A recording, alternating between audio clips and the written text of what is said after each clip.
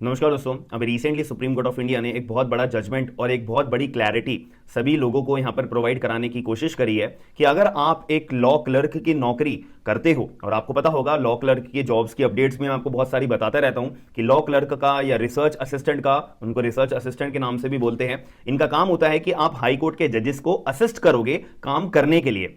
इतनी सी बात होती है।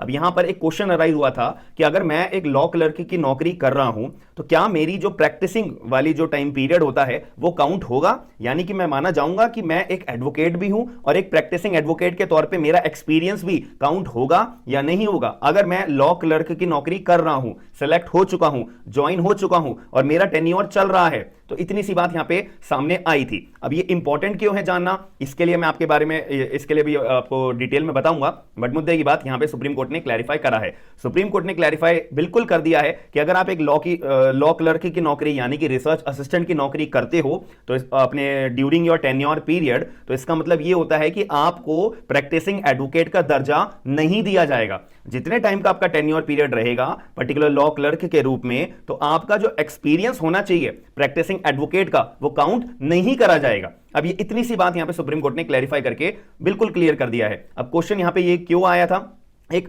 हर्षनी नाम की एक लेडी थी जो अपना एज अ लॉ क्लर्क की नौकरी कर रही थी और हाई कोर्ट के जजेस के पास अपना रिसर्च असिस्टेंट थी और उनको असिस्ट कर रही थी। इतनी सी बात थी और 2 साल तक उन्होंने अपनी नौकरी करी एंड इसके बाद 2021 के अंदर उन्होंने अपनी नौकरी छोड़ दी थी। फिर अपना एज अ प्रैक्टिसिंग एडवोकेट वो अपना ज्वाइन दोबारा हो गई थी। हालांकि जब उन्होंने अपना लॉ ग्रेजुएट हुई थी, अपना प्रैक्टिसिंग एडवोकेट के तौर पर बार काउंसिल ऑफ इंडिया के अंदर एनरोलमेंट करा लिया था, फिर उनकी लॉ क्लर्क की अंदर नौकरी लग गई थी। वीडियो में आगे बढ़ने से पहले मैं आपको एक बहुत बड़ी अपडेट देना चाहता हूं।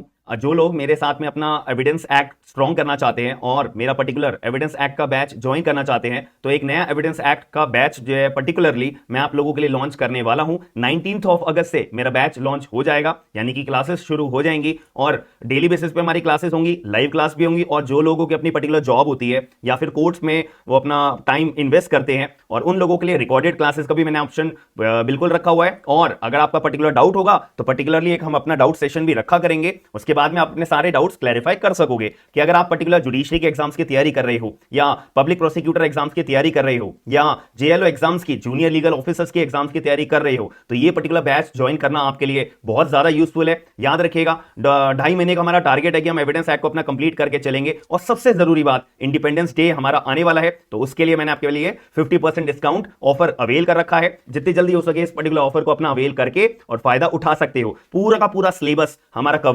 कवरेज होगा, साथ ही में हिंदी एंड इंग्लिश दोनों लैंग्वेजेस में हमारी क्लासेस चलेंगी। मेंस की प्रिपरेशन भी होगी और जो मैं आपको नोट्स प्रोवाइड कराऊंगा ना, वो नोट्स आपके क्वेश्चन आंसर के फॉर्म में भी मिलेंगे। ये जिससे कि आपके सामने अगर मेंस के अंदर कोई भी ऐसा क्वेश्चन आता है तो उसका मैं एक तरह से आंसर कैसे लिख सकता हूं, तो उस केस में आपकी तैयारी करनी बहुत आसान हो जाएगी। ये चीज का मैंने ध्यान रखते हुए आपके लिए नोट्स बहुत ज्यादा अच्छे तरीके से प्रिपेयर करके रखे हुए हैं। तो जितने भी लोग हैं, आप लोग स्मार्ट एंड लीगल गाइडेंस का एप्लीकेशन डाउनलोड करिए एंड उसके साथ में आपको स्क्रीन के ऊपर ही अपने एप्लीकेशन हमारी डाउनलोड करने के बाद में सारी चीजें आपको पोर्टल के ऊपर शो हो जाएंगी। दूसरी बात, मैंने अपना 8000 प्लस लीगल ड्राफ्ट का भी एक पर्टिकुलर ये फॉर्मेट्स का एक बैच लॉन्च करा हुआ है। आप लोग अपना लीगल ड्राफ्ट अपना खरीद सकते हो एज एन एडवोकेट के तौर पे, अगर आप प्रैक्टिस कर रहे होंगे तो ये 699 का आपको प्राइस शो होगा। लेकिन मैं आपको सीक्रेट बात बताऊं, 100 रुपीज का मैंने ऑफ का ऑफर चालू कर दिया है। तो जितने भी लोग हैं, लिमिटेड पीरियड के लिए ये ऑफर है, तो ये 699 रुपीज का आपको नहीं मिलेगा, 599 रुपीज आपको पे करने पड़ेंगे। फिर ये पर्टिकुलर पूरा का पूरा कंप्लीट 8000 से ज्यादा लीगल ड्राफ्ट का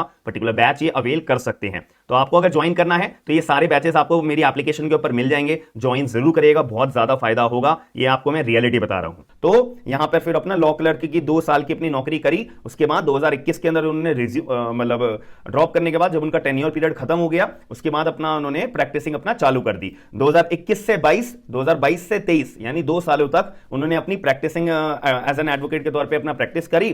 फिर अपना आपको पता होगा 1 जून 2023 से तमिलनाडु जुडिशरी के अपना फॉर्म्स ओपन अप हुए थे और हर्षनी ने भी अपना फॉर्म भरा था जुडिशरी एग्जाम्स के अंदर अपीयर होने के लिए। बट यहां पर उनका फॉर्म जो है रिजेक्ट हो गया और उनको इन एलिजिबल ट्रीट करा गया कि आप भाई इन एलिजिबल हो और आप पर्टिकुलर जुडिशरी के एग्जाम तमिलनाडु के अंदर नहीं दे सकते हैं। क्योंकि यहां पर जो है ना, 2 कैटेगरी के अंदर एलिजिबिलिटी क्राइटेरिया होता है अपना तमिलनाडु जुडिशरी एग्जाम्स को अगर आपको देना है तो अगर आप फ्रेश लॉ ग्रेजुएट हो तो आपके ऊपर कोई भी एक्सपीरियंस नहीं मांगा जाता है, आपके पास कोई एक्सपीरियंस नहीं मांगा जाएगा। और यह क्लियर बात यहां पे इनके एलिजिबिलिटी क्राइटेरिया के अंदर लिखा हुआ है। लेकिन अगर आप एक प्रैक्टिसिंग एडवोकेट हो तो आपको 3 साल का प्रैक्टिसिंग एडवोकेट का एक्सपीरियंस होना मैंडेटरी है अपना पर्टिकुलर जुडिशियल एग्जाम्स के अंदर, तमिलनाडु वाले पर्टिकुलर अपीयर होने के लिए। अब ये जो लेडी है ये तो अब प्रैक्टिसिंग एडवोकेट है क्योंकि 2 साल से ऑलरेडी ये प्रैक्टिस कर रही हैं और अपना लॉ क्लर्क की नौकरी भी कर चुकी हैं और उससे पहले भी अपना एज एन एडवोकेट एनरोल्ड करा चुकी थी।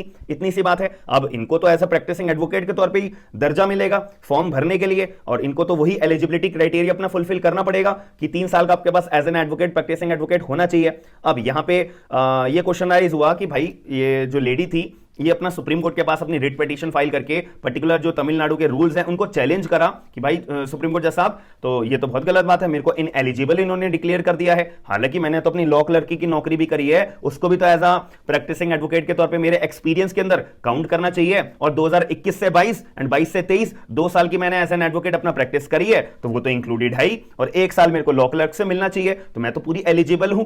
तो जज साहब आप प्लीज ऑर्डर करिए कि तमिलनाडु पर्टिकुलर जुडिशरी एग्जाम जो कंडक्ट करवा रहे हैं कि आप उनको बोलिए कि मैं एलिजिबल हूं। यहां पर सुप्रीम कोर्ट ने क्लियर तौर पे बोला कि यू आर नॉट एलिजिबल, आप एलिजिबल नहीं हो, सिर्फ इस वजह से कि आपने लॉ क्लर्की की अपनी नौकरी करी है तो आपकी वो जो नौकरी का टेन्योर पीरियड है ना 2 साल का, हम उसको एज अ प्रैक्टिसिंग एडवोकेट के तौर पे ट्रीट नहीं करेंगे। यानी कि आपके पास आप एक एज अ एडवोकेट प्रैक्टिस हो तो आपको 3 साल का एलिजिबिलिटी क्राइटेरिया अपना एग्जामिनेशन फॉर्म भरने के लिए फुलफिल करना था, लेकिन आपकी जो ऑन रिकॉर्ड हम अगर इवेल्युएट करेंगे तो आपकी 2 साल की एज अ प्रैक्टिसिंग एडवोकेट की एक्सपीरियंस आ रहा है, 3 साल का नहीं आ रहा। और कमीशन क्या डिमांड कर रहा है? 3 साल की। इसी वजह से कमीशन ने आपको इनएलिजिबल डिक्लेयर कर दिया। और साथ में ऑनरेबल जो हमारे सीजीआई साहब थे डीवाई चंद्रचूड़ साहब जी, इनके द्वारा रिट पिटीशन को डिसमिस कर दिया गया और ये अपना क्लियर तौर पे क्लैरिफाई कर दिया कि law clerk are not supposed to be declared as a practicing advocate while they are serving their service as a research assistant or law clerk to their honorable high court judges. That's it. यहां पे clear तौर पे clear कर दिया। अब आपका क्या point of view है प्लीज कमेंट बॉक्स के अंदर जरूर बताइएगा और वीडियो को लाइक करके लोगों को शेयर जरूर करिएगा ताकि ज्यादा से ज्यादा लोगों तक ये अवेयरनेस फैल सके। हम मिलते हैं नेक्स्ट वीडियो के अंदर। थैंक यू, धन्यवाद।